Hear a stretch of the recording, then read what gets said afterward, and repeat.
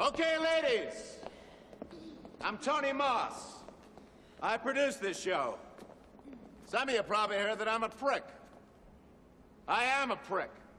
I got one interest here, and that's the show. I don't care whether you live or die.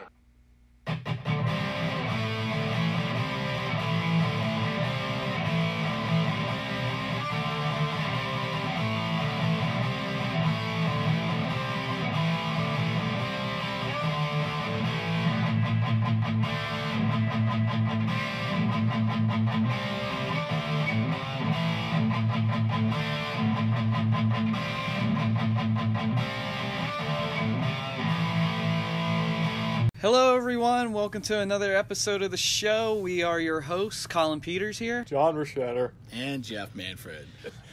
We're excited about this one. Stop fucking lying.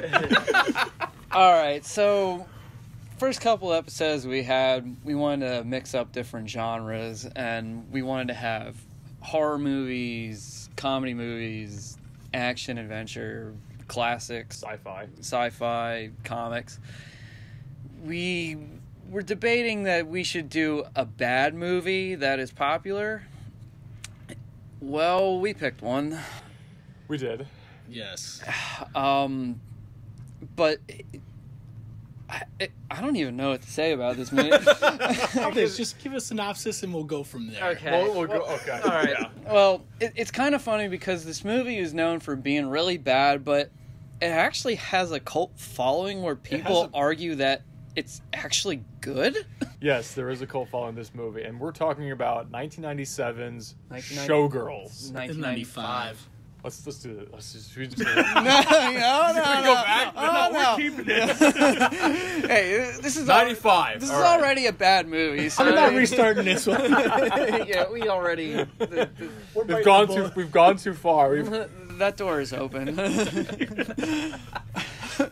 But yes, this is 1995's Showgirls. It stars Elizabeth Berkley, who everybody knows, if you ever watch Saved by the Bell, is Jesse Spano. I'm so excited. I'm so scared.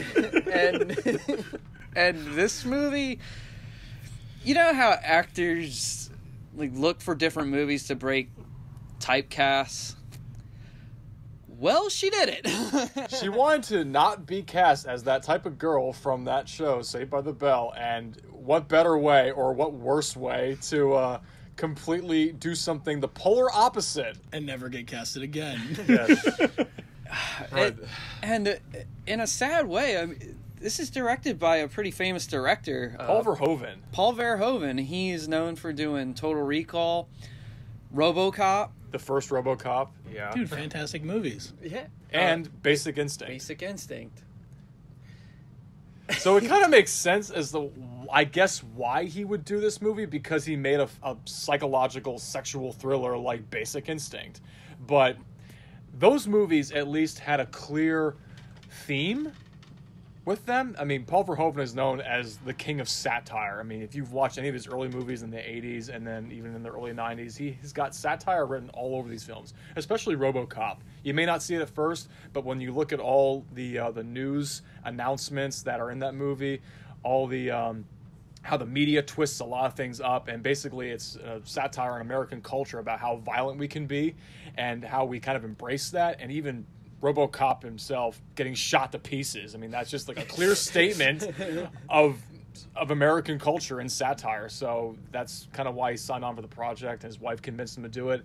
And then he made Total Recall with Arnold Schwarzenegger, which is a really, really entertainingly fun, at times maybe it can be a little dumb, but it's a really fun, entertaining sci-fi actioner that's got some really memorable lines, just like Terminator we did the other day. And Basic Instinct. Gotta get your ass to Mars. Get your ass back to Mars. It's about the divorce. That's the last one. Okay. Okay. But yeah, they made Basic Instinct, which got some critical attention and some not so much, but it definitely had a clear agenda of making a really psychosexual thriller. And then he makes this movie, Showgirls. Yeah. 1995. Now, when this movie first came out, it was the first NC-17 movie to get a wide release. Which is naturally, surprising. yeah, it's surprising. Yeah, I even heard Gina Gershon, who plays Crystal Connors, who is the main star of the show at a. Is it the casino called the Stardust that just has these? The casino is called the Stardust. Okay, yes. She's the main star of the show, and it's hard to talk about it. It's a big, overly glorified S&M show with volcanoes and TNA. Yeah, Pretty much glorified strippers at this point. Yeah, just on a big, grand scale, basically. but the point I was getting to was she had said she's actually surprised that it got an NC-17 rating. Because there's really only one sex scene in the movie. It's just a lot of nudity. And it's mediocre at best. We'll get to that. I wasn't even going to really bring up the sex scene now. You kind of have to at this point. We're just diving right in. Yeah, I mean, there's this really awkward sex scene in there. But, I mean... We'll get to that, yeah. And... tits. Yeah, a lot of them. And in fact, there's actually something I had to do for this movie. Just to prove a point of how ludicrous this script is, I unfortunately went back to the start of the movie and I started to do a count. Not just any kind of count. I did a boob count. Now, I didn't pause the movie and count how many times the women were naked in the background, because when you watch this movie, you actually forget that there's nudity in it because it becomes part of the set. It becomes part of the scenery. But I did a boob count as to how many times they refer to their boobs in this movie. And you'd be drunk in the first few minutes if you were taking a shot. There's also, I took the liberty of doing a nail count. How many times they do and talk about their nails. And something that I'm really proud of, I guess you could say that, but a near fatal traffic collision count, because there are so many times when people nearly die from a car accident. You've got to be kidding me. This movie goes from 0 to 11. They take it to 11. Our amps go to 11, not 10. This goes to 11 on numerous occasions. We'll get to that, but I had to do this. I had to make a count, and I'll come full circle at the very end, but we want to talk about this movie first, before we get to that, just to prove how absurd this entire script is. How many pages of notes did you take? I took 4 full pages of notes.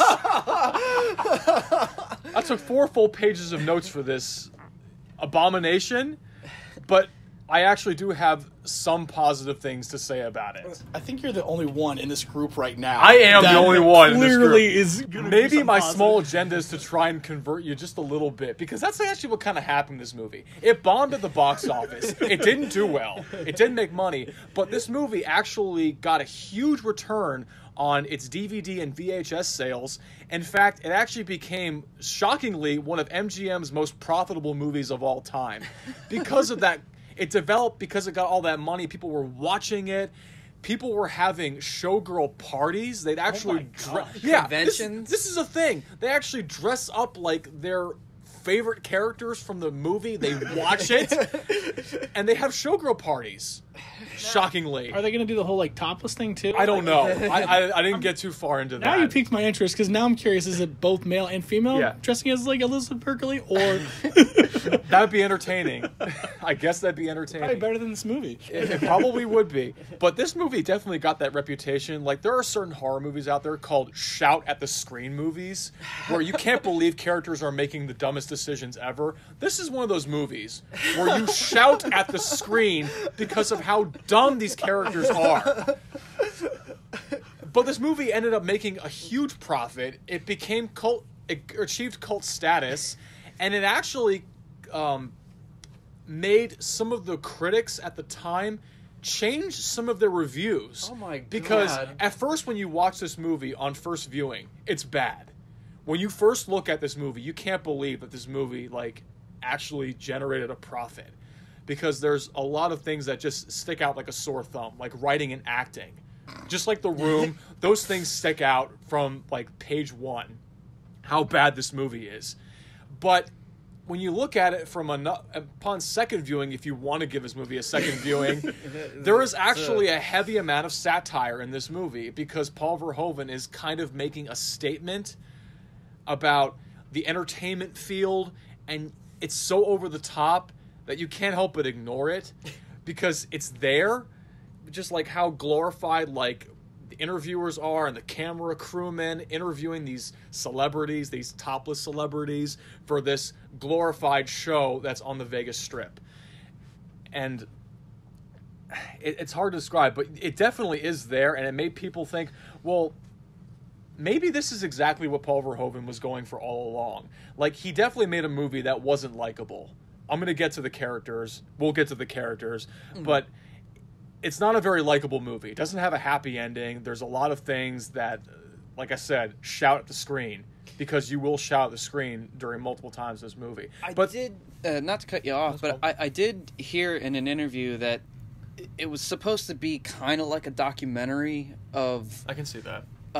Like what it takes to get through in Vegas, or even show business, I would say, in like to an extent, how it gets kind of cutthroat, and we'll dive into more of the movie. Yeah, because the nasty side. Because I can see that, you know, there's only like one likable character, I'd say, in the whole movie. Yeah, there's only one interesting character and one character that I feel sorry for.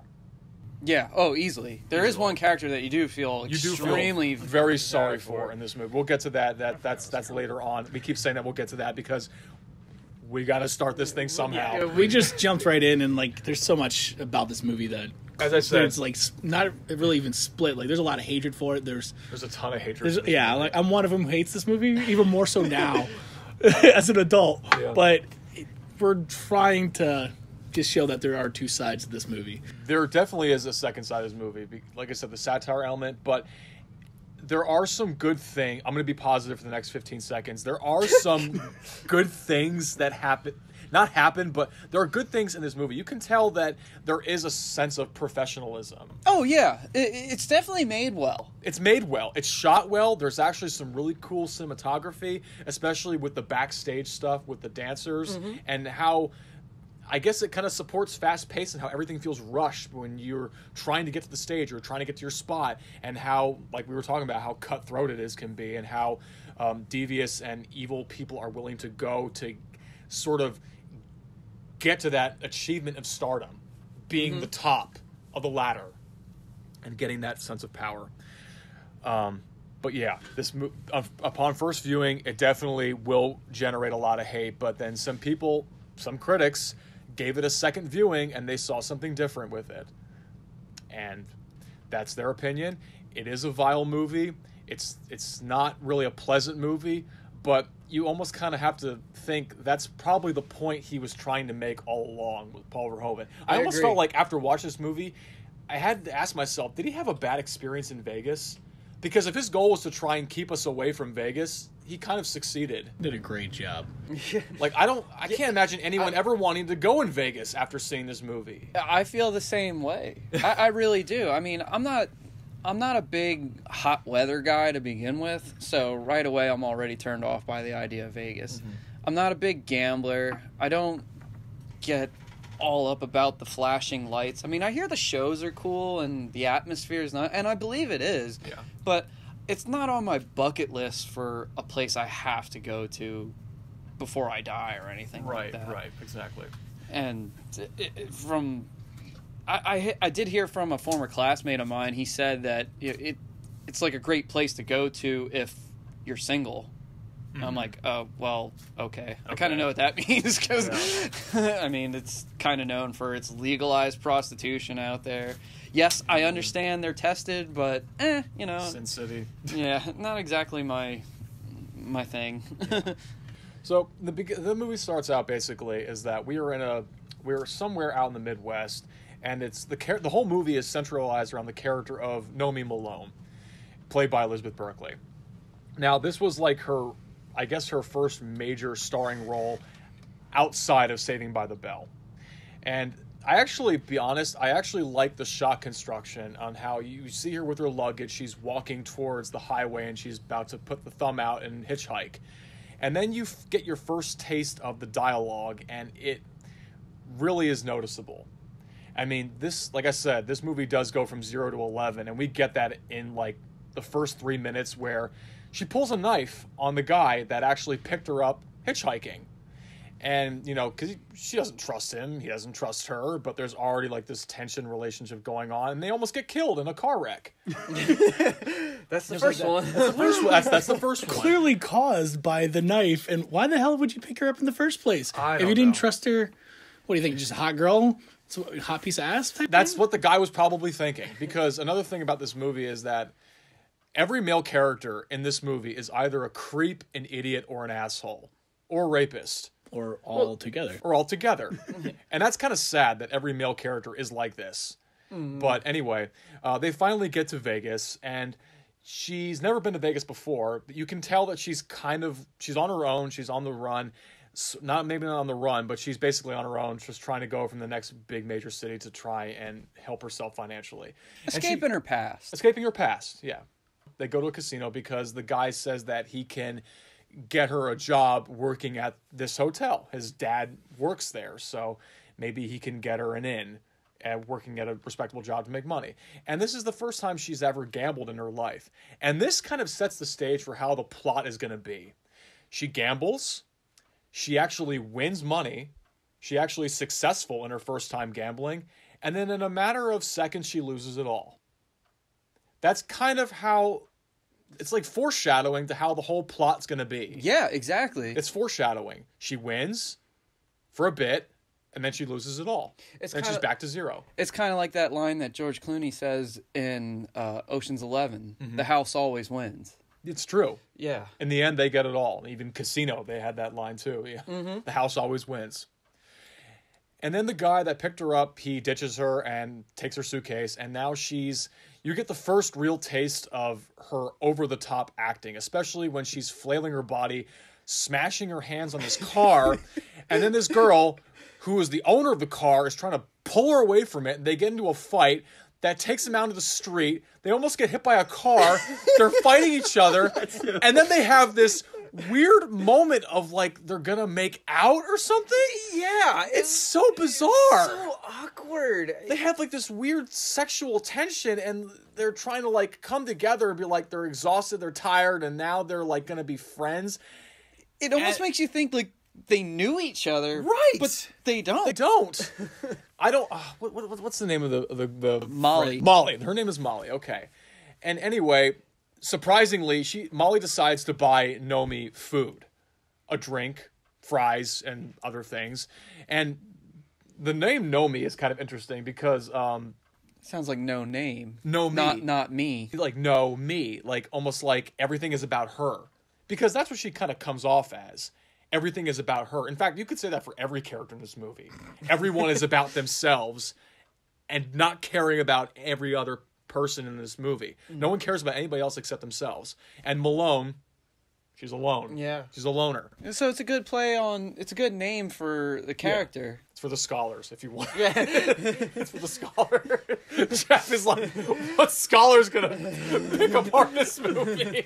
Apparently us three. We are probably the smartest three people watching this movie right now. Watch this movie. So anyway, Molly buys her fries, and then she's just such an angry, volatile person, Nomi.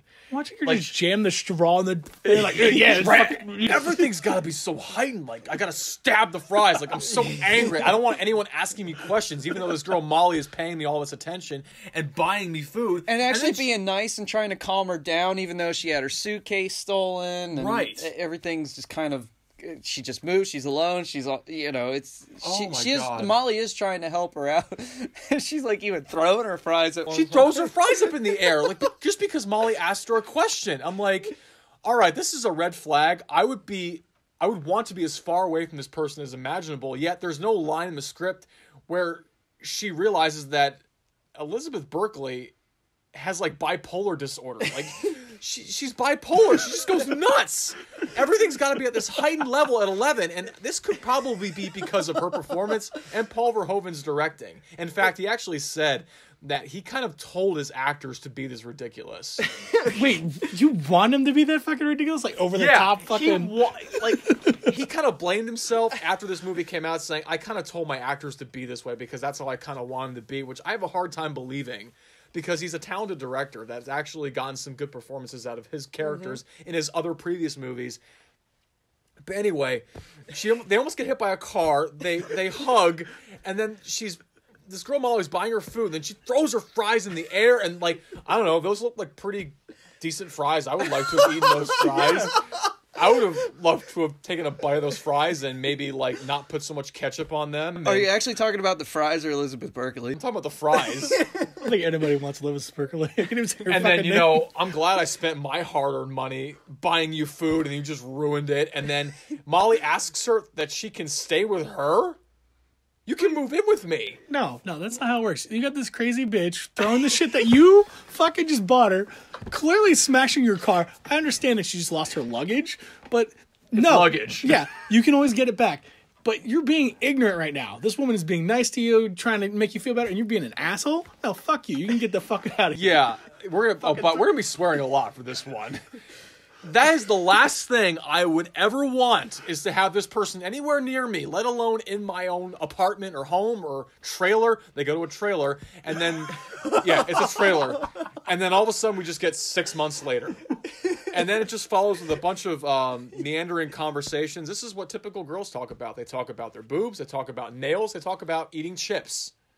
That's what happens in this scene. And Molly, apparently, you know, she's like a wardrobe assistant for the Stardust. For the Stardust. The Showgirls at the Stardust. Exactly. And, you know, she gets Nomi an apprenticeship, if you want to really call it, or just like a way to shadow her, like just to kind of get behind the stage. And this is where Nomi gets like her first taste of the life in this Vegas Strip and Stardust. And then we get to see this big, elaborate S&M show involving a volcano and a bunch of topless women, and then people are paying money to see this, and then the guys are in thongs, and then you get your first look at the star of the show, Crystal Connors. Who is played by Gina Gershon. And by I just want to say that, because, you know, this movie has a bad rep, but Gina Gershon is a very talented actress. She is. And if you watch interviews with her, she is super smart. She is a very dedicated actor, and totally down to earth. So I just want to like show some appreciation for her, because I don't think she gets enough credit for being as good as she actually is. There are talented people in this movie. Yes. There are skilled actors in this movie. In fact, I think Gina Gershon is the only one that actually knew what she was getting into. Yeah, I got that vibe too. And watching her in interviews and stuff, because she's not one to shy away from talking about it like a lot of other people are. And she even said, like, I think when she auditioned, she actually hurt her hamstring, and that kind of like brought out a little bit of Crystal Connors. Yeah, in the audition, because she said like, oh, like after she injured herself, she said, oh, I'm not going to dance today, and they were like, what? She goes, yeah, no, not today. Not today. and it kind of brought out a little bit more of her performance and stuff. She's definitely the most interesting character in my part, because she knew exactly what she was getting into. And probably like the best thing about this movie, because I would say probably some of the better acting came from her. And it's I probably agree. the only good acting probably came from her. And like, but yet she still ended up being one of the bad guys, because she had the top slot. But is she really the bad guy though?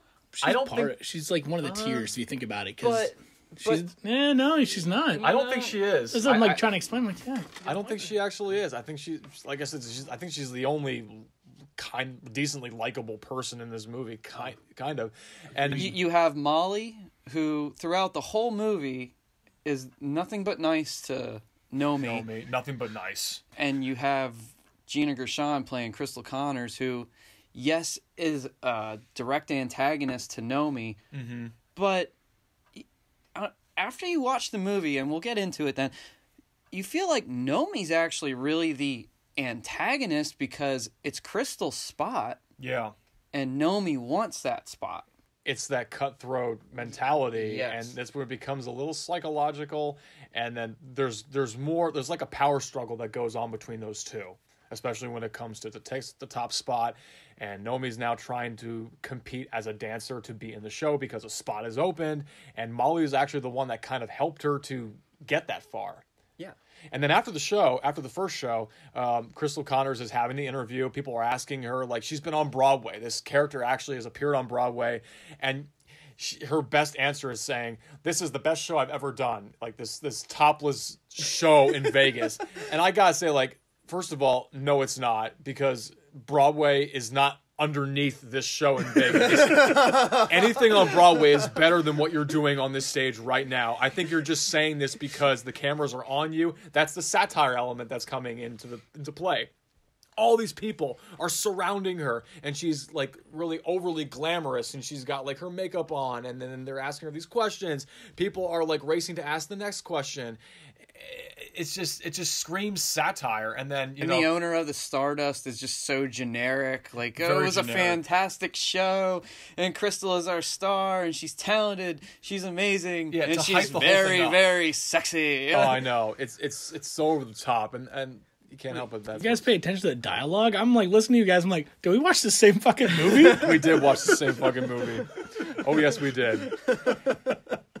And then as like Crystal Connors is like, she's getting ready to just like leave the hotel, but she's getting ready to go back to her life. Molly is trying to dress her and trying these other outfits, and then you first have the interaction between Nomi and Crystal, and it doesn't go so well because throughout the movie, people refer to Nomi or like her character they use the word whore, and then it sets a trigger off in her mind. Like, she starts losing her shit, and she, of course, it'll come full circle at the very end. And it didn't make sense to me at first. I can understand because it's a hateful word. Well, not It's a only very that, hateful but she word. does work at a strip club. Yes. So She's working at a strip club at this time just to make money, and she's like dropping F-bombs in front of Crystal Connors. Like, you shouldn't be able to talk to me like that. I don't care how big of a star you are. Don't talk to me like that. And then she flails her arms, and then she's pounding on the car. Everything is so over the top with her body movement. And then all of a sudden, like, Molly has the idea, let's go to a club and let's do some dancing. Even though you just made me look bad in front of, like, the biggest star of the show. Like, you can't do this. I got you this job. I have a reputation. But let's just go to the club. And they just forget everything that happened and let's just go. And pounding her car for the second time, acting like an asshole. I know. And I was like, oh yeah, let's just go have fun. No, you just literally fucking damaged my car again. Oh, my God. Yeah, exactly. Oh, jeez. And then, like, her dancing at this club. It's like watching Elaine from Seinfeld and one of those inflatable arm tube men at a used car lot. Like, people are going to lose an eye if they go near this chick. And yet there's one guy that actually pays her all this attention. She knees him in the nuts, and then leads to another fight happening, and she just smiles. I'm like, is this girl, like, do you thrive on chaos right now? it sure seems like it. It seems like it. She gets arrested. She spends a night in jail. And the same guy, his name's her? yeah. And the fact that she should have probably spent more time in jail because that woman is crazy. She is nuts. She belongs in jail. And yet people are still somehow drawn to her. This guy keeps coming to her, keeps trying to be nice to her. Molly keeps trying to be nice to her. I mean, why is this girl so intriguing to everyone? Like, She's nuts. She doesn't give anything back. She doesn't give it, hence the name Nomi, I guess. Yeah. She doesn't give anything back. She treats other people like shit.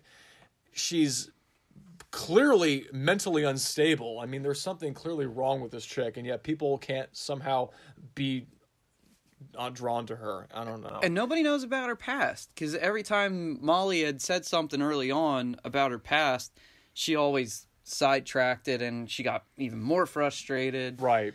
And then you have to wonder, this has to play out in the end, because right now we don't really know anything about these characters, but there are little tidbits, little connective tissue that lead to believe that she does come from a troubling background. There has to be something that they want us to try and figure out on our own. Paul Verhoeven's trying to make us figure it out on our own, and it's just leading to something. And then she gets this audition to be on the show.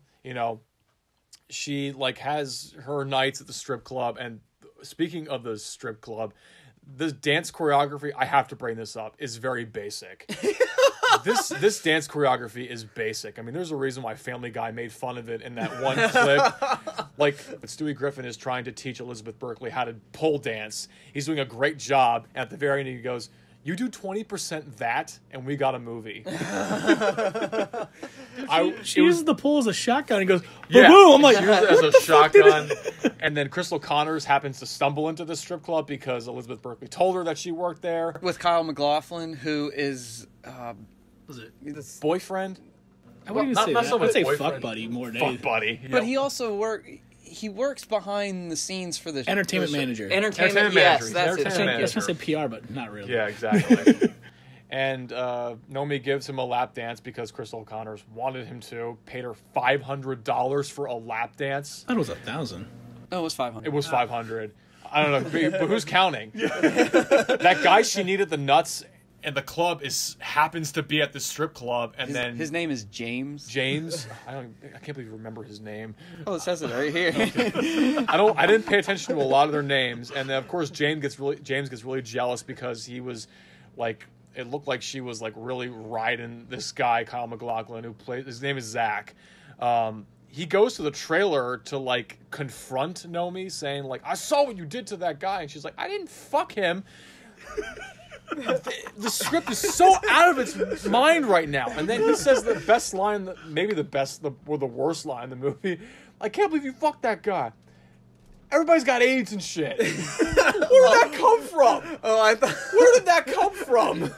clearly Kyle MacLachlan still had his pants on yet. Yeah, so as he's getting the lap I don't dance. think he contracted AIDS from a lap dance. So let's just leave it at that. And oh my, where did we leave off? I forgot, but trailer, James shows up talking about AIDS. How about AIDS? Okay, yes. And then during the there's Nomi's going through the audition process, and then she becomes like one of like the 15 women trying out for this chorus spot for the show. I don't even know what the name of the show is called. It's at the Stardust Hotel. I don't remember what it's called, but it's just Goddess. some name. Goddess. It's called Goddess. The show is called Goddess. How about Wow. I know. that? I can't believe you remembered something. Only reason I remember it is the billboard at the end of the movie. Yeah. Because I'm like, hey, it's the end of the movie. You get the ugly side of the casting process and about how like cruel some of these people can be. Like, your tits are too big, you can't be in the show. Get out of here. Oh, yeah, didn't they lose a have that couple fun- lbs. Get out of here. Didn't Like, they have that funny line like, "Oh, get a load of these tits. What are these, watermelons? This is a stage, baby, not a patch." yeah, get out of here. We're being cliche right now. Get out of here. That one girl that comes back, he said, "Didn't I see you before?" "Yes, you told me to get a nose job." And he goes, "Yeah, but your ears are too wide. Get out of here." It's another one of those shout at the screen moments where it's just like, you gotta be kidding me. There is not one decent guy that lives in the city. The director of that show was pretty funny. He goes like, "Hi, my name's Tony Moss, and I'm a prick. I got a reputation for being a prick, so I'm gonna be a prick. You don't like it? Get the fuck out of here." That's true. He makes it pretty clear at the very beginning. Nomi gets pretty far, and then she ends up getting the role. She ends up getting the role of a chorus member. So she's now leaving the strip club, a small stage, and just going to be dancing topless on an even bigger stage. Yes. Yeah. Robert Davi is also the owner of this strip club that she works at.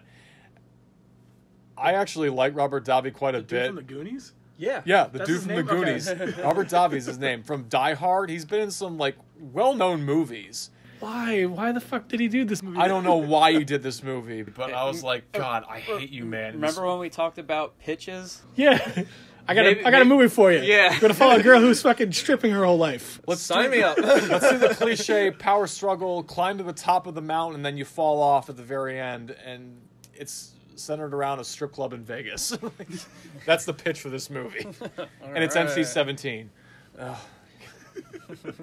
But oh my god, yeah, like One rating in shot fact, from porn. the one subtle moment, even this is like at a notch 8, when Nomi gets confirmation that she got the role. She just kind of like says it really quietly. I was expecting her to shout at the top of her lungs, but she just says, "I got it."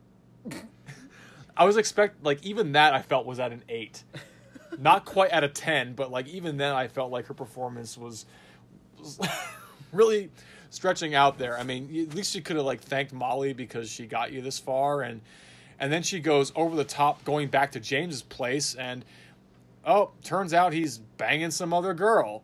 And I guess, all right, that arc goes nowhere. Like, their relationship goes nowhere, even though it was setting up to be something and ends up being nothing. He shows up later, but no one really gives a shit. But I don't think anybody gave a shit after this point. Because clearly it goes down from here. It just you get the sense that all these characters are fucking atrocious. Like, there's like you feel bad for Molly, but there's nothing really to her character. And then Crystal Connors is the one interesting element to this movie, but that's it. You don't really care about anybody else. You don't care about your lead. I certainly didn't, because she just lives for chaos. They're all negative. They're all negative. They're all negative, toxic people throughout the whole movie, besides Molly. Yeah, so exactly. One positive Molly. Character is actually the most generic character ever. And then at the very end, she gets punished for it. Yeah. Mm-hmm. One interesting thing is that when Nomi's first introduced to her dressing station, she rips the name off of the mirror, and it said the name Drew. That was actually kind of interesting, because Drew Barrymore was actually originally cast in this role as Nomi Malone. But when Drew Barrymore found out how much nudity was going to be in this movie, she turned it down instantly. So that was kind of like, oh yeah, she was here, now she's gone. So it was kind of like a fun little tidbit of just I like that. In fact, there were other like high-end celebrities that were really considered for this role. And then it went to Elizabeth Berkley. But that's here and there. And then, she's going through the rigorous choreography process, and then we get like some more random blah blah blah crap about nails, tits, and eating junk food. You forgot about the monkeys and monkey shit. And the monkeys. Yeah, monkey they just shit. randomly run out on stage. There's monkeys in the show, apparently, too. There's the little chimpanzees are running about. And the stage manager is trying to keep everything in control. The one crew guy is actually a well-known actor. I forget his name. But yeah, I've seen him in Halloween 4. I've seen him in Lethal Weapon 2 as, like, the construction worker. Yeah, he's got, like, these little scenes here. He's got little tiny scenes, but you recognize he was in the one Mr. Christian Nanny. Bale, the Christian Bale movie, The Fighter. Oh man, it's been so long since I know, I've seen The Fighter. I know it's been a while though. But this is the one thing that I like about this movie. It's the cinematography and the camera work. This is what makes this movie not a complete pile of shit, because it is professionally made to a degree. You get a sense of like everybody's hustling. Everybody's going from one costume change to another, because it's like one thing after another after another. It's very fast paced. You follow the people behind them as they're going up the stairs trying to get to their places. It's very rushed, but in a good way, because that's kind of what it is. And it is a good depiction of what goes on behind the scenes of stage. Agreed. Some people who don't realize it don't actually know the hard work and how people do have to hustle, and then it's like, okay, now you got to be calm in the next scene on stage. Exactly. You're going from one scene change to another, because, we're actors, we're filmmakers, and I know exactly what that's like, rushing from one scene to another to do a quick change, because you got to do quick changes and you got to hit your spot, otherwise you get fired. Mm-hmm. If you don't hit your spot, you don't make your place, you get cut by the team, because they take notice of that every time. So it really does capture that aspect of the backstage area really well. That's one thing I will say about this movie. And even on stage, as Nomi is like a chorus girl and Crystal Connors makes her big epic appearance like through a volcano. Yeah, she comes through a volcano. I don't know what is going on with the show. It's just this overly glorified S&M show with TNA here and there. Like, there's an S&M scene where like everyone's in like tight leather and bikes and machinery. Oh yeah, yeah, motorcycles. And motorcycles. Yeah, that's the S&M aspect. It's all part of the same show apparently too. But even like in Nomi's scene, she's like trying to upstage Crystal, because there's still this inner fight going on between the two of them. It's weird because they like almost like use their nails as a way to get like an advantage over one or the other. Like they keep saying, "You do your nails really well. I like your nails." Or they'll say, "You have great tits. You got some great tits. I wish I had your tits." I'm like, what is is this your idea of like trying to show tension? I don't know. I don't know. Well, at one point they do ease the tension then. Like after Elizabeth Berkley's in the show, yeah, Crystal does see her rehearsing on stage, and she takes her out to lunch, and yeah, I guess they go to a French restaurant, and I think it's like Caesar's Palace they go to, and they have a conversation about doggy chow. Yeah. They used to eat doggy chow. So it implements that maybe they both came from, a pretty bad background. In fact, it almost kind of like coexisted with one character, like Crystal Connor. She's like the big star because she even says to Nomi, "I used to be in your shoes. I used to be, you know, like starting out small. Then I worked my way up."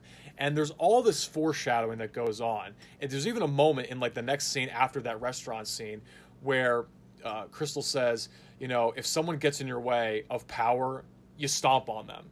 Mm-hmm. It's almost like setting up, like, is this what's going to happen?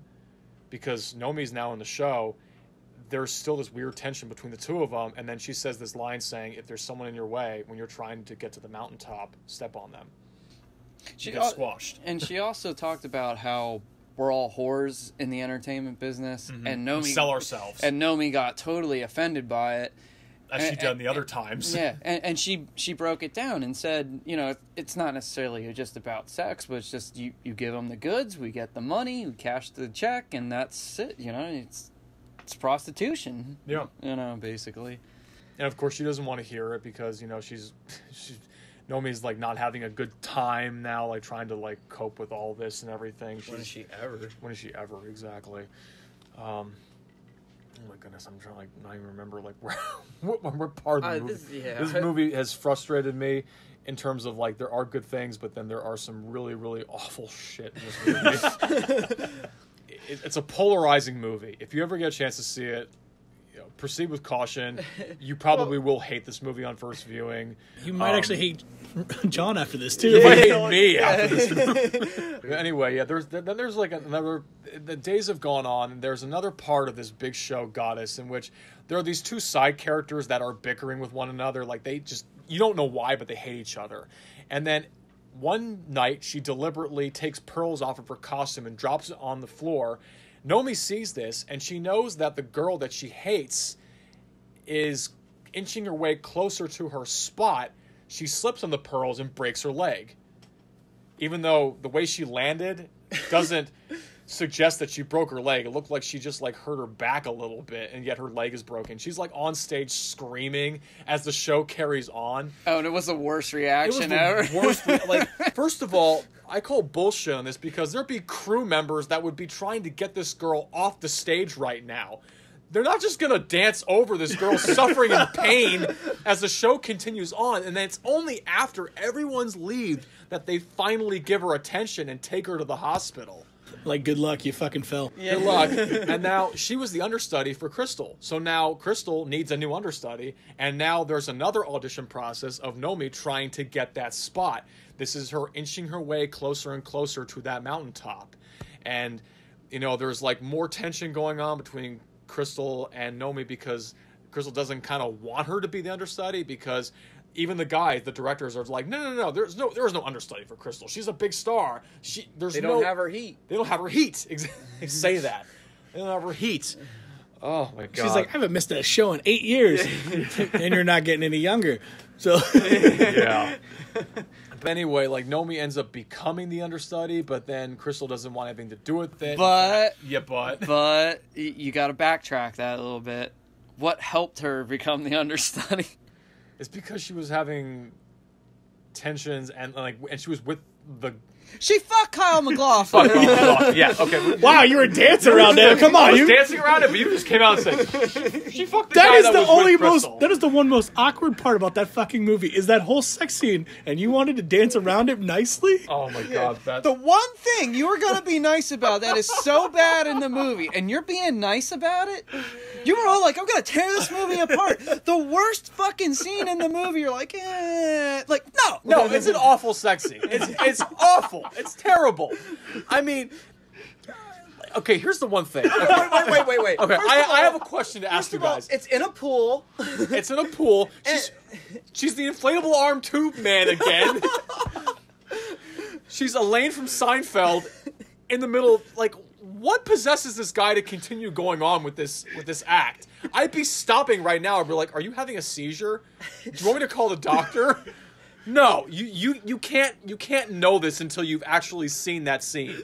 You can't know how bad this sex scene is until you've seen it. He must have liked it though. And then he also during the process jumps a whole bottle of champagne on her while in the fucking pool. Oh my god. Wasted more fucking time. I have a question to ask you guys. Okay, just a real quick question. Okay, and this is probably maybe what some viewers are wondering if you're curious. Did you even find the movie remotely sexy? No. No. Yeah.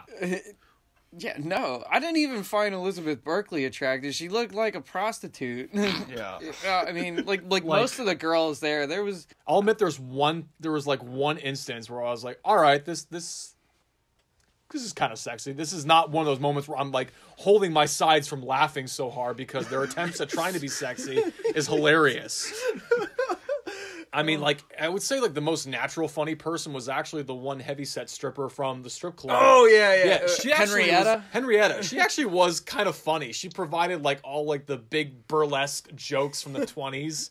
That's what she came off as, and she was actually humorous.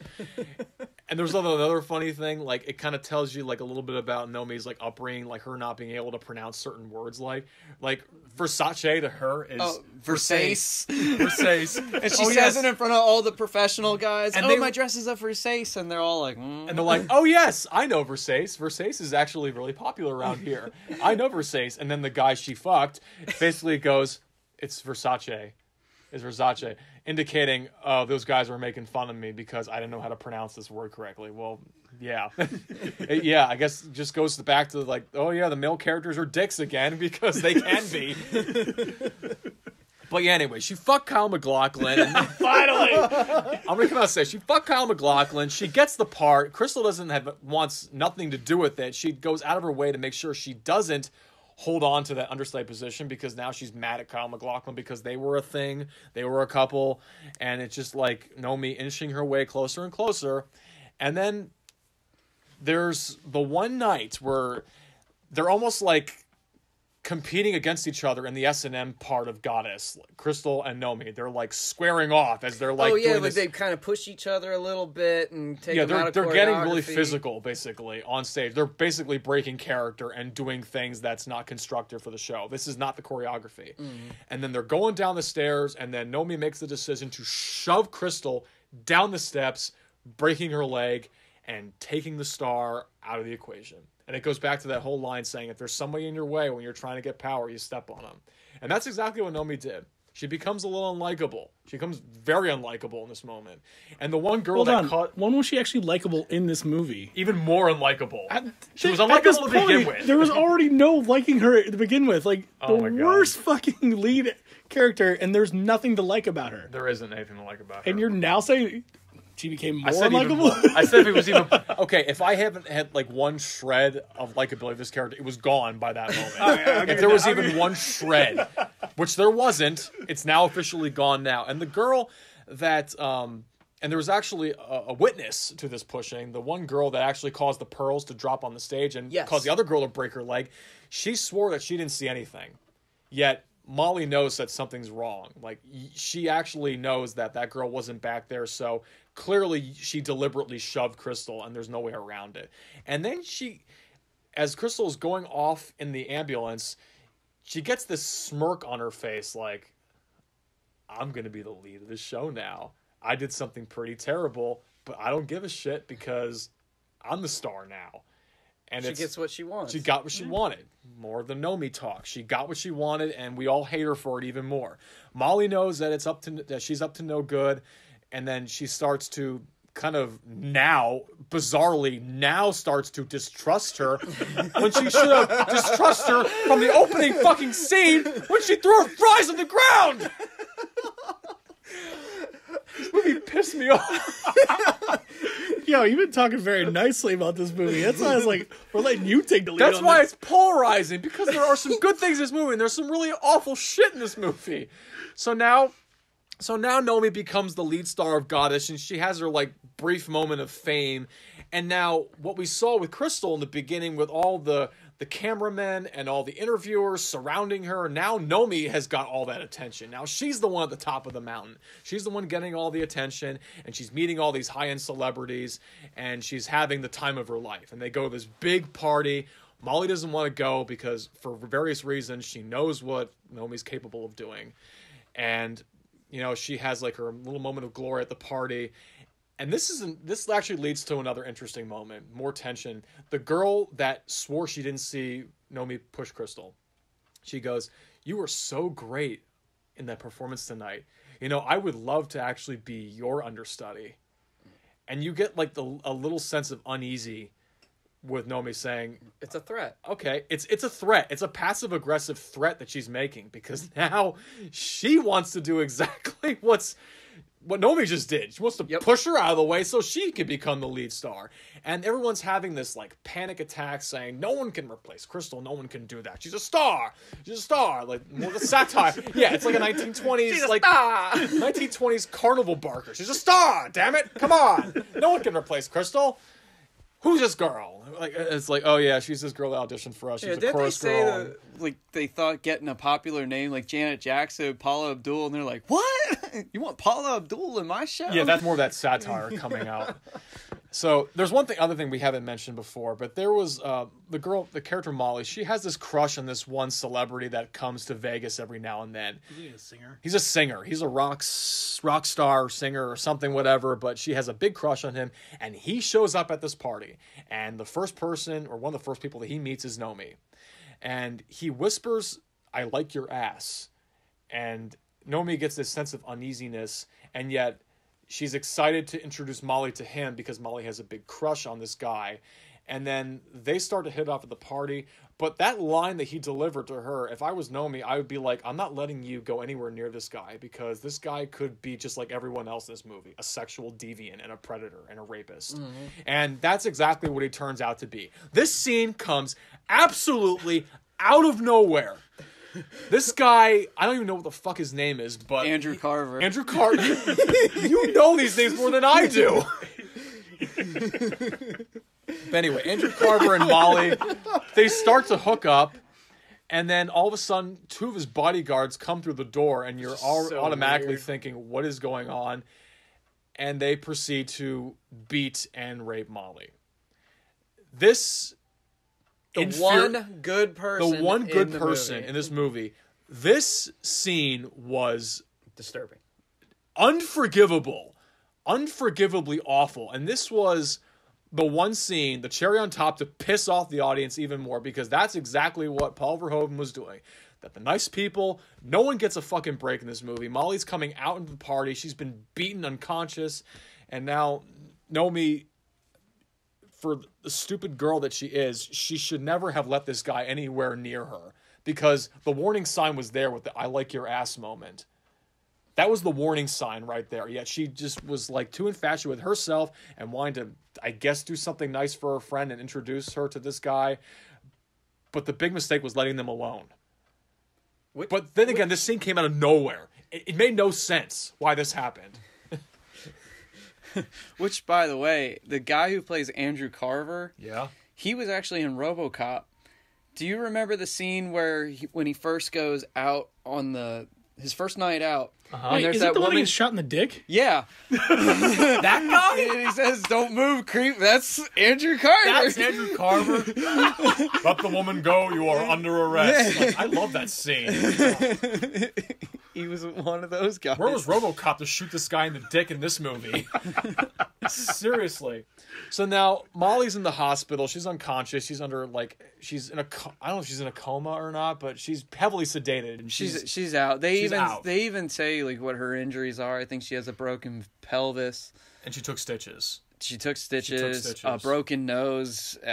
There's like a lot that it's really, like you said, it's really uneasy. It's uneasy. It's difficult to watch. It's like, why is this happening? Why did you put this shit in this movie? And you did. So, and then at this hospital, you finally get to learn more about Naomi's upbringing. And apparently, that's not her name. Her name is not Naomi Malone. It was a name she came up on the spot. And it was even brought up when the woman, the payroll, asked her about her social security number. Yeah, she didn't have one. And she said her parents were deceased, and she didn't give like a real hometown. Right. Well, her parents actually are deceased because the father killed the mother, and then the father killed himself, and then she went from foster home to foster home, and she was a runaway, and she did prostitution. which is why that horror line kind of makes sense. Why it's a trigger word. It's a trigger word. She hates the word, understandably so. And basically, the management of Stardust threatens to ruin her reputation because she lied about everything. Which I don't understand, because look how many celebrities have lied and gotten arrested and have done like so many other terrible things, and they're acting like her past was a terrible thing. And it's like, well, in social media and stuff, aren't we all about second chances? I think it was more or less keeping her quiet about the dude that just raped her friend. They that's also had a part in it right. too. Yeah, they were basically saying, "Oh no, this guy's not going to get off the hook. You know, what happened to your friend happened to your friend," and just like more. Yeah, because they even said, "Why aren't the cops coming?" And they said, "Because they're not." Because they're not coming. Yeah, he's going to pay her a hefty amount, and then that's going to take care of it. I'm like, it's fucking the shadiest fucking thing about this movie. Oh, yeah. It's a very shady thing, and that's but then look what happened recently, like with the Harvey Weinstein stuff. Mm-hmm. You know, so it's not it's throw so money to solve problems. So it's not like there's stuff in the movie that they're telling you that hasn't actually happened in show business. One thing, this reminded me of something else. The situation that involved in the NFL with the Dallas Cowboys. People forget that Michael Irvin, as psychotic as he was, he actually almost killed a man, slashed his throat with a pair of scissors over a haircut. And you know what the Dallas Cowboys organization did? You know what Jerry Jones did? Instead of suspending him, instead of calling the police, they dismissed it as a simple fight. A simple, like, push and shove, guys being macho, guys just trying to, like, get in each other's heads. And they paid the guy off who got his throat slit for silence. Because they didn't want Michael Irvin to suffer because he was a stud with the Dallas Cowboys. Well, fuck the Cowboys to begin with anyway. Yeah, I mean, they paid this guy 6 figures for silence. Wow, he got lowballed. He got 6 figures for silence, and he's the one that... And Michael Irvin was the one that started the fight. He's the one, not surprisingly, and now he's a Hall of Famer, but people forget, they call it Scissorgate. They call it the Scissorgate incident, and people do forget that, but that's what happened. That reminded me of this, like, people doing shady deals just to keep everyone quiet, sweep it on the rug because of silence, because we can, because we have money, we have power, we can do what we want. Yeah. So now Naomi takes responsibility in her own hands, and you know what she decides to do? She vows that she's going to get revenge, and then what does she do? She paints her fucking nails. She paints her fucking nails, she dolls herself up, and then she calls Andrew Carver, or at least the guy, his agent, whatever, because she's going to go back into the prostitution ring. And then she actually puts lipstick on her nipples. Yeah, I know. She actually put lipstick on her. Either. And, of course, you know... Andrew Carver doesn't recognize her, surprisingly.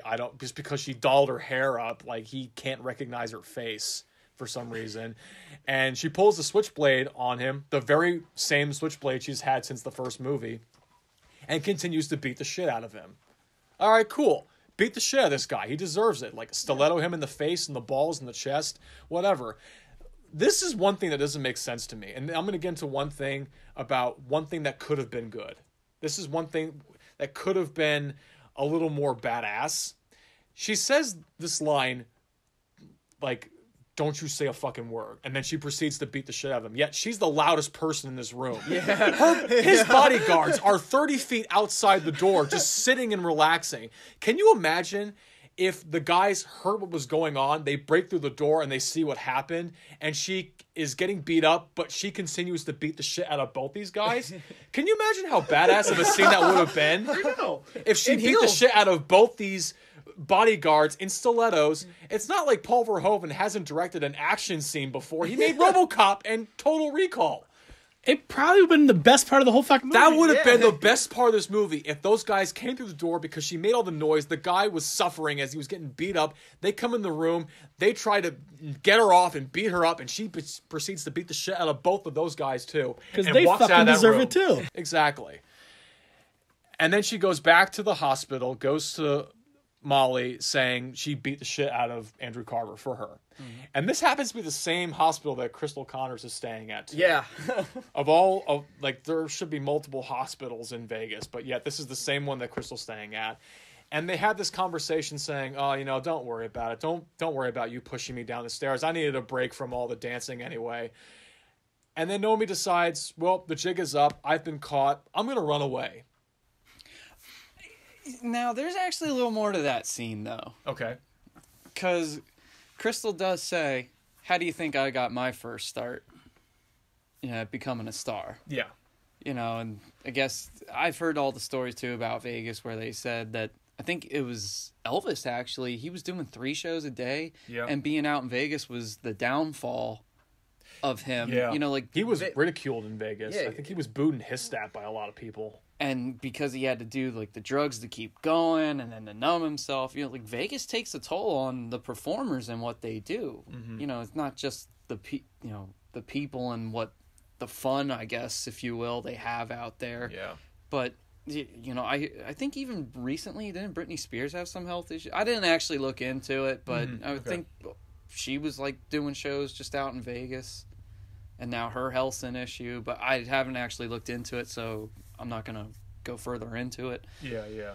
But I think even Elton John was just performing out in Vegas, and he stopped and does tours every now and then, too. Yeah. So there is a real draining and damage that Vegas does cause, it seems, to performers. And so when they say they need a break, they maybe not just Vegas, but anywhere in general, where you have to perform all the time like some wind-up doll, doing the same thing over and over again. I've always said this as an actor, every show is like a roller coaster. You can't get off until the ride's over. Yeah.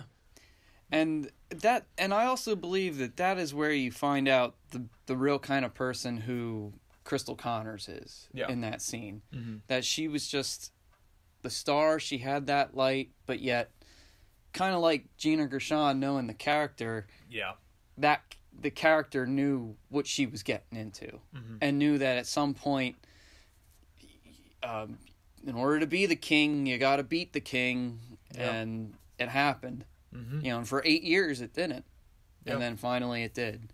But in some ways, it's almost like she kind of wanted the torch to be passed, because she's kind of talking to Naomi and filling her in, and I feel like Naomi cheated her way to get to the top, because she didn't exactly beat the best. She just shoved her down a flight of stairs. She didn't actually dance better than her or perform better than her. No.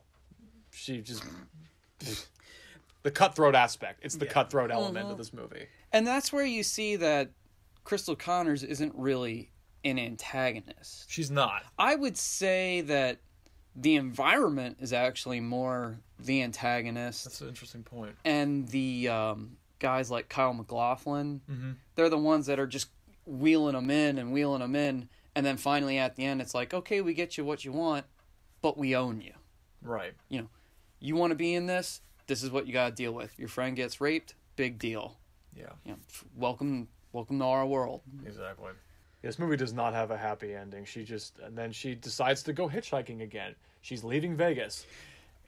I had heard that the reason being for that was if you notice, she's going to Los Angeles. Yes. And they thought they could have had a sequel. Yeah. And before you see the sign to Vegas, she happens to run into the same guy from the very first scene in the movie that picked her up in the hitchhiking. Mm-hmm. And the first line he doesn't recognize her at first because she's got shades on. And the hat that Crystal gave her, a cowboy hat. Right, exactly. And then the first thing he asks her, did you gamble? And she thinks about it, saying, yeah, she did. Because in the very first scene, one of the very first scenes in the movie, she gambled, she won, she lost. And in her career in Vegas, her short-lived career, she gambled, she won, and she lost. Mm-hmm. But she did gamble. Takes the shades off. He recognizes her instantly, and then they have a fight about the suitcase, and then they get into another car collision. And you forgot, pulled the same switchblade out. Pulled the same switchblade on him. Yep, they're driving on the distance, and you see the goddess sign, and then, she's going to Los Angeles. Indicating that she's probably going to try her luck in the acting field in Las Vegas, not in Los Angeles. You did forget one thing, though. What's up? When he asks her, "Did you win anything?" Oh, and she says, "Yeah." That's when she takes her sunglasses off and goes, "Me." That was actually a really cool scene, I thought, because it was a coming to realization that because at that point in time, after she beats the shit out of Andrew, she's almost a different person then. She's actually more true with herself Yeah. than she was the whole entire movie. Yeah. She accepted her I past. still didn't think she went through much of a character arc, though. No, there really wasn't much of an arc And all. I'll get to that later. But actually, the one quick thing, I just pissed me off that she decided to leave her best friend in Vegas in the hospital bed. Can you imagine when Molly wakes up? Molly wakes up, she's just like, "Where's my best friend?" Oh, she left. She's gone. This goes back to the fucking beginning. She is the shittiest fucking person in the world. She is. She shit on this woman this entire fucking movie. What is the difference when she leaves her at the fucking end? Yeah, she did the good thing about beating the rapist up, but clearly she did not give a fuck about Molly. Now, what should have happened, in my opinion, is that she should have stayed at the hospital, or at least stay in the Vegas area. Yeah, make sure she was fucking fine. When she comes out of the hospital, they both should just leave together. They should both go to Los Angeles. That way, at least Nomi is no longer alone. She actually has a friend out of all of this, and that would have given something to her character arc, because she's been a loner the whole time and volatile. Maybe her taking care of her friend through this post-traumatic situation that happened to her could have been the redeeming arc for her character. But no, that doesn't happen. We just get a retread of what happened in the beginning. And then she's going to try her luck in Los Angeles, and we know that's not going to go well. I think it's that come full circle thing, and it's that slight character arc that's changed her kind of more confident instead of angry. I don't know. That's what I saw, and the movie just ends. And by the way, there is a sequel. It's called... No fucking way. Yeah, it's called Showgirls 2 Pennies from Heaven. You've got to be... you've got to be kidding me. No, please, guys, don't even look it up, man. See, I thought that was going to be a sequel. I didn't think they made that movie, because I knew that was the idea. I remember hearing about this, but I didn't think they actually made it. They actually made it. Oh, in 2011. You've got to be kidding me. Yeah, there was that one girl that hooked up with James. She was in the strip club. Yes. What's her name? Hope. Yeah, and they say her they don't want to fucking name Hope. They want to fucking name Penny.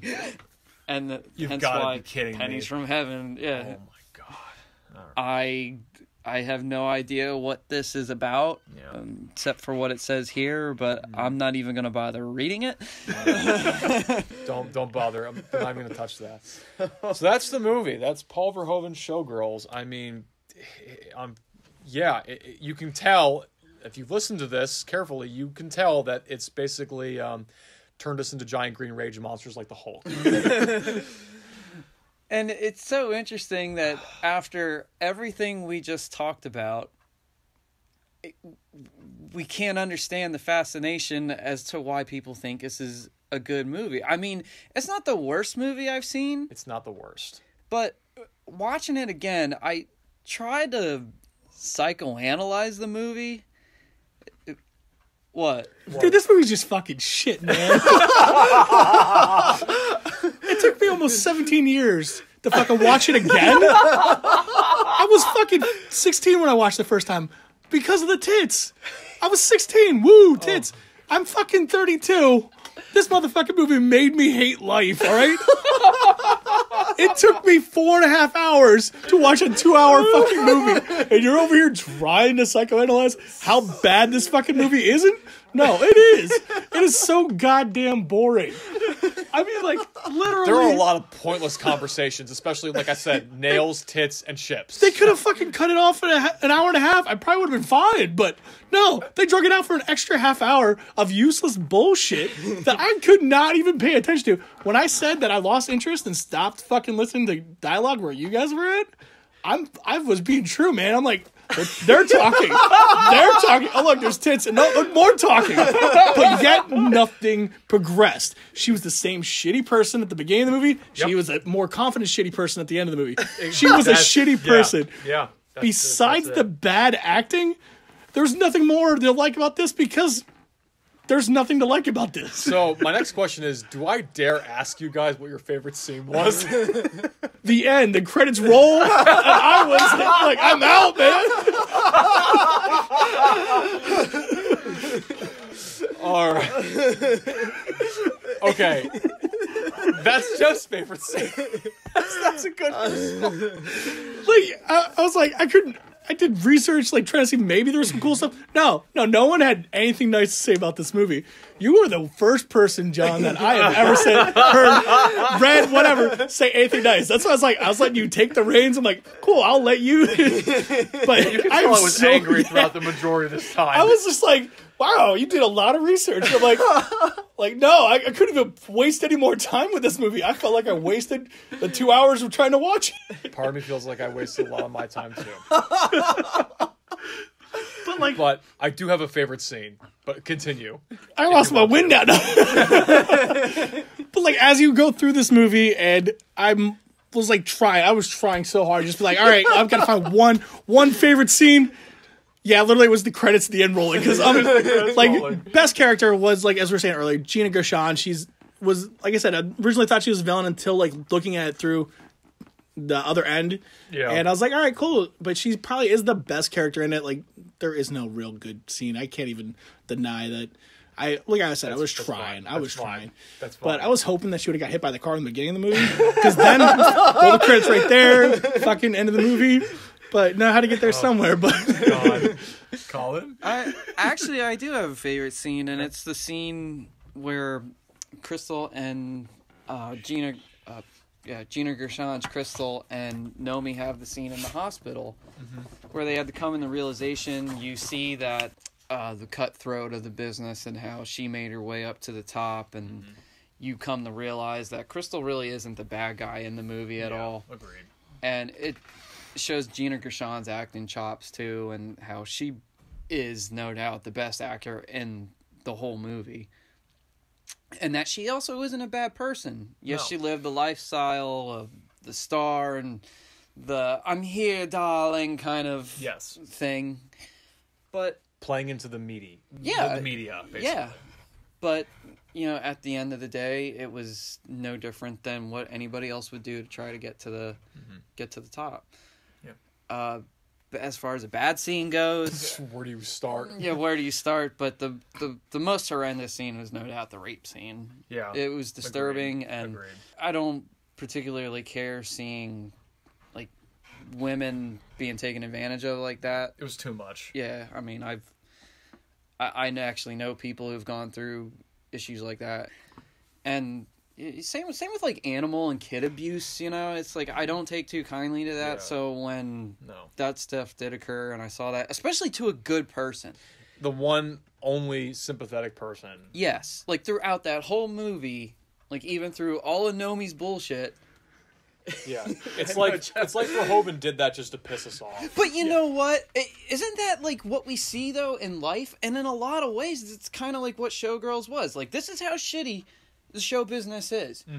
We all want to get into it. We see the glitz and glam. It's like how I like following a lot of business mottos and how they say, don't fall for all the glamour in the media, because high-end businessmen, they don't work 40 hours a week. And there is, they have their failures too. They just don't talk about them. Like I've listened to wrestling podcasts where I've heard all the stories about the bullshit Vince McMahon had to go through. Yeah. And like how he works all the time, and what former wrestlers he's had have said, like how he works his ass off. Even to this day, he's still like constantly. And, it wears you down. Yeah. And then just imagine the performer's perspective. And at least sometimes those people are behind the scenes. But imagine like if the spotlight's on you yet and you feel that pressure constantly. Yeah. And you got people that are just like, oh, can I have your autograph? Can I have your picture?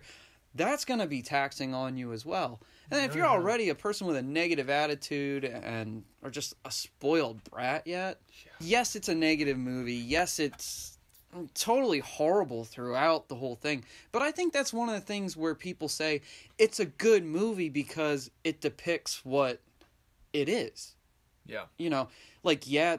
It's bad. And the atmosphere is bad. It's a toxic atmosphere. But that's what it is. And you bump into these people that, hey, you don't like these people in the movie? Well, what do you think, goes on?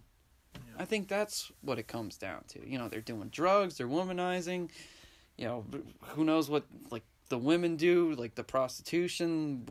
And you can kind of argue that it almost is a good versus evil movie to an extent, just told in a Las Vegas strip show way. You know, is the way to say it. Like, I know you guys are going to laugh at this, but you can kind of correlate it to a Star Wars movie in a way.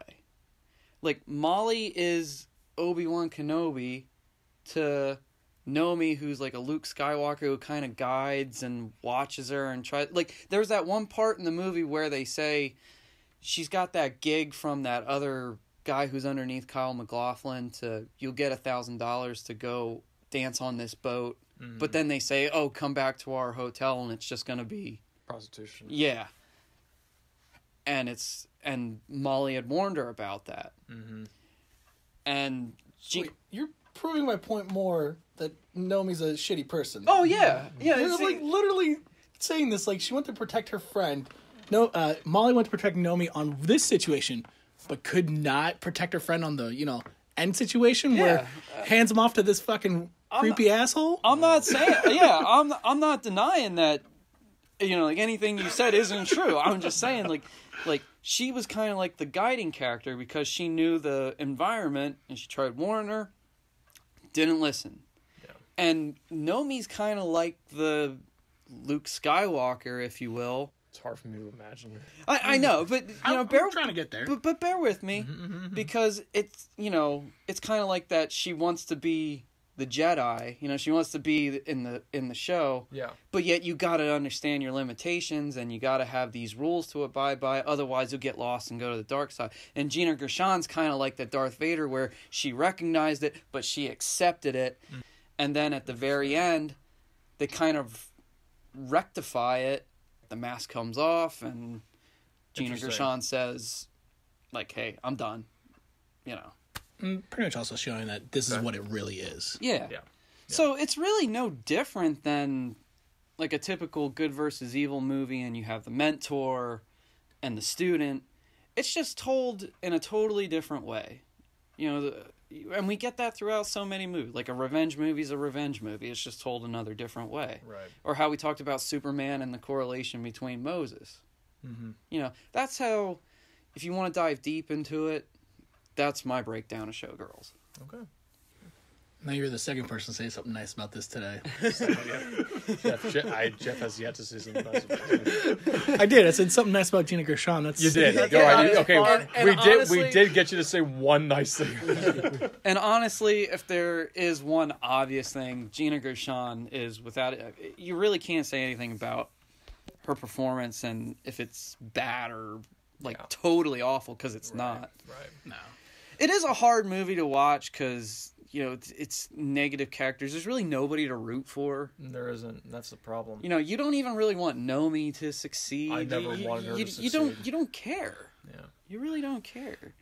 My favorite scene, it's really more of a director's choice that what happened. There's, like I was talking about this movie, this one scene in particular, when Nomi and Crystal are basically on stage squaring off against each other, like doing things, basically breaking their choreography and basically getting a little hostile and violent towards each other, like passive aggressive kind of, but not really. And then after she pushes Crystal down the stairs and she goes to the ambulance, there's one scene where it's just Nomi by herself, and then the ambulance is going off, and then there's like this really ominous purple light on her face. You get this little smirk on her expression. I thought that was actually kind of an interesting director's choice because it kind of reminded me of like some of the other psychological thrillers that have sexual edge, like Black Swan, or like something out of the Neon Demon. Black Swan is a great comparison. That's a great. I mean, that movie's amazing, but that movie dealt more with like performers suffering through their art and how far they're willing to go to bring their character out on stage. Versus making it. Making it in the business. That's all the movie basically was capturing. But like the scenes between any scene that involved Gina Gershon, I thought was the most entertaining. Obviously, my least favorite, I'm going to say it right now, is there's no way around it. Elizabeth Berkley was awful in this movie. She's terrible. I mean, just the way everything, you could argue that this was Paul Verhoeven's direction. He was telling her to do this, or this was her basically going to 11 in this whole movie. Even the way she was eating a hamburger was at notch 11. My God, it was so obnoxious. Like, ah! She looked like a vulture eating the damn thing. Just like her entire performance is so over the top and not in a good way at all. And my least favorite thing is honestly the last 30 minutes of this movie when we had the rape scene that happened. That was unpleasant to watch. It came out of left field, didn't make any sense, and then just things that could have been to make it a little bit better, like my suggestions of like maybe her having a fight scene. That would have been entertaining, her beating up the bodyguards, or with her leaving Vegas with Molly. That would have given her some sort of character arc and redemption, but that didn't happen. So I was detested by the last 30 minutes of this movie. It was the worst part of the whole thing. But yeah, it was just that one scene where Crystal's off in the ambulance, and then you just see Nomi alone. You see this really, really good lighting shot. Like, that was like my favorite. That was like, maybe it was starting to become something more sinister than it already was. And I just want to add, it's interesting that you said there was a purple light. Because purple light. Because purple is considered the color of royalty. How about that? And I would probably say that's a good director's choice. That's a good lighting choice. Like, that's kind of cool, actually. I can't hate this movie entirely because it's too professional looking for an NC-17 movie. This movie is too professionally filmed. Like, shots are actually well made, and the camera movement is really good. But everything else about it is like the writing and acting. Just sticks out like a sore thumb. It's that. Ugh. I think it also helps if you're a fan of the Vegas environment. Yeah. I think that maybe some people might be interested in it for the dancing, but when you watch it, you're going to be sorely disappointed. Yeah.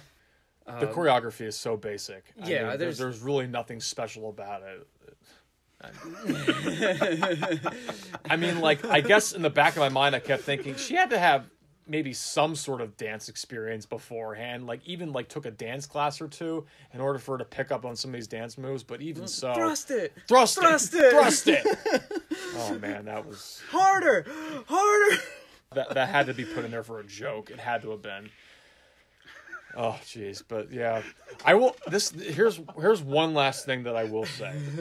This is the final thing I'm gonna say about this movie. At least they had the balls to go NC-17. Oh, yeah, absolutely. At least they had the balls to do that. They took a risk, knowing that it may not have panned out very well, saying, this movie's going to be NC-17, it's going to get a theatrical release, let's make it happen. I honestly don't think they believed they were going to get NC-17, though. Okay. I think they really did think it was going to have a rated R. A hard R. A hard R, yeah. And I gotta say, though, for them to... Because they probably got the rating, and they said, if you want it R, you have to edit this and edit that. And for them to say, no, just make it NC-17 then. That you gotta give them credit for. Yeah. I don't think they went in with intentions that it was going to be NC-17. Okay. And correct me if I'm wrong, but doesn't it actually have a record for, like, the highest grossing NC-17 movie? Like, it does. Yes, even though it does. It is like the greatest failure at the box office. It is. Yeah. I think, honestly, they would have gotten the hard R if they would have cut the rape scene out because of how graphic it really is. There's so many things that go into it. Like, the Motion Picture Association they get different judges, I believe. They're considered, and they just kind of get nitpicky. Like, it could be the rape. It's not so much the language. It's really about the nudity. The nudity, and the exposure. If people didn't get so offended by nudity, then maybe the movie really wouldn't be so, like, oh my god, Showgirls, the nudity. Because, I mean, we talk about it so much in the country, but you show it over in Europe, and people think nothing of it. Exactly. Yeah, the nudity is part of the backdrop of this whole movie. Yeah. You don't even notice it because you're so used to it by now. It's so abundant throughout the movie that you really can't even be like, oh my god, no, it's literally like, okay, all right, whatever. Exactly. Yeah. Keep going with the story. I think another thing, too, is because people view Elizabeth Berkley still as Jessie Spano from Saved by the Bell. Mm-hmm. And it's like, oh my god, it's Jessie, and she's naked in the movie, and she's acting like a whore. Right. It's like, that's not her. Yeah. I don't even remember. But anyway, at least I give them respect for making NC-17 if that was their goal or not. Can't say this thing about the 50 Shades of Grey trilogy because, I would have had a little bit of respect for that franchise if they made those movies NC-17. But of course, they wanted them to make money, so they made it rated R. And those movies are littered with awful sex scenes. I haven't seen them, so I saw bits and pieces, and that was enough. This movie, I think, is better than the 50 Shades of Grey trilogy. I don't have to see those movies to know they're bad. I just know they're bad. Like, if they had gone for the NC-17 rating, I'd been like, okay, you went for it. But no, you're not going to do that because you want to make money. You want to have the people go into the audience and pay more, have a built-in audience so we can get more of them, sadly. Okay. But last thing, I did promise that I would do a count. Oh, yes. Okay, The count. so the boob count, not how many boobs are actually in the movie, but how many times they reference their boobs. 12 times. Ooh. 12 different variations that they use. Boobs, melons, gazongas, whatever you want to call it. They mention their nails on 4 separate occasions. And you see them doing their nails 4 different times in this movie. I don't expect it to be higher. I expected it to be higher too. I honestly did, but no. And guess what? Guess how many fatal traffic collisions are in this movie? How many? 4. Oh my god! 3 in the opening 10 minutes of this movie. And you're telling me one couldn't at least hit her, and that would have been One couldn't at least hit Nomi, and then the movie would have been done. Oh my god, that fight between her and Molly in the very beginning, they push the fight out into the street and they nearly get hit by a car. She runs across the street to find out where the guy was that dropped her off, and then he took off, and she crossed the street without even looking as there are cars coming back and forth, and she realizes he just took off without her with her suitcase. I just got some free shit, bye. Yeah. I honestly expected more because that's just to go show you how batshit ludicrous this entire script is. It's not even an action movie. So you're telling me the guy that took her suitcase and left was probably the smartest person in this entire fucking movie? He was. Because he fucking left. He was, until he unfortunately ran into her again at the end of the movie. But I'm done. I'm done. Dude, I think you talked about it enough. You were nice about it. You were a lot nicer. Nice, I was mean. I think you're a lot more nice because like you go through the aspect of you work in theater, you understand what they're going through. Where like a normal person like me, who has no background in that. I hate trashing actors because I know it's how difficult it is to act in a movie. Oh yeah, they said Elizabeth Berkley was 20 years old and really had no protection when the criticism came out, because like you said, it actually is a well-made movie. Mm-hmm. And well lit, well filmed. I think it's one thing to criticize, but it's also another thing to attack. Yeah. And Elizabeth Berkley didn't do anything to deserve an attack. No. Was she bad in it? Yes. Unfortunately, yes. But I think it's also because of society and her being a woman, and she's naked throughout it, and that's almost like, oh my God, I can't believe you did that. When even the three of us are like, what's the big deal? Yeah.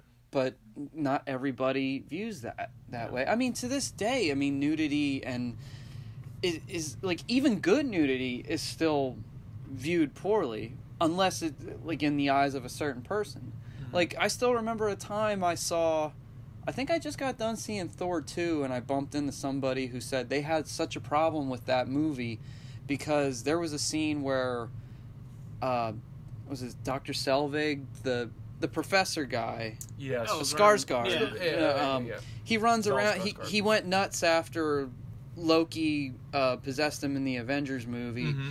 And he has the scene where he just goes haywire and he's on the news. And it was meant for comedy purposes. He's running around naked. Yeah. And he's like trying to find something or whatever. Right. And they blur it out like in typical news TV fashion. News media coverage. Yeah. And it was meant for a laugh, and everybody laughed in the show. Kids laughed, moms laughed. And there was one person who said that personally offended her. And she thought that kids shouldn't be seeing stuff like that. And this girl looked like she was fairly young yet. Okay. But I'm willing to bet that as soon as Chris Hemsworth took his shirt off and you saw his biceps and abs, that was okay. Especially in Endgame. Yeah. He's not a piece of meat. Hounded that beer and guacamole, It really puts the room together. Spoiler alert, he's Fat Thor. All right. I think we've talked enough about this movie. Is that the conclusion? This is the conclusion. All right. Wait, you telling me you can't go another minute and be our longest one yet? I will say this, that because it does have this controversial, it's good, it's bad. Mm-hmm. I don't say don't see it. I'm not going to tell you that you may like it, you may not like it. You know, after what we tell you, you can't go in with an expectation that, hey, this movie is going to be all that great. But there are people who think it's absolutely fantastic, and maybe it's just because of an art behind it, but you might also hate it just because you recognize that majority of the acting is bad. The story is cliche mediocre, and it's all negative people. There's really not one hero, and you don't find yourself rooting for anybody. It is hard to sit down and watch, it has its reputation. So if you want to check it out, perhaps that was his point the whole time.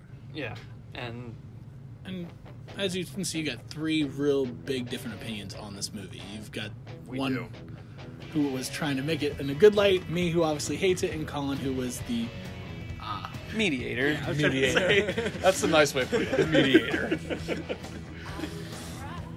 But hopefully you guys will either watch it and get your own opinion, and it's all it's going to come down to. It's your personal opinion on this movie no matter what. Just stay away from it. Yeah. Which is quite possible. Yeah, it's possible. Yeah. Alrighty. Alright, till next time, guys. Till next time. We are signing off. This is Colin Peters, John Rashetter, and Jeff Manfred. and we shall see you all later. Please, somebody help me.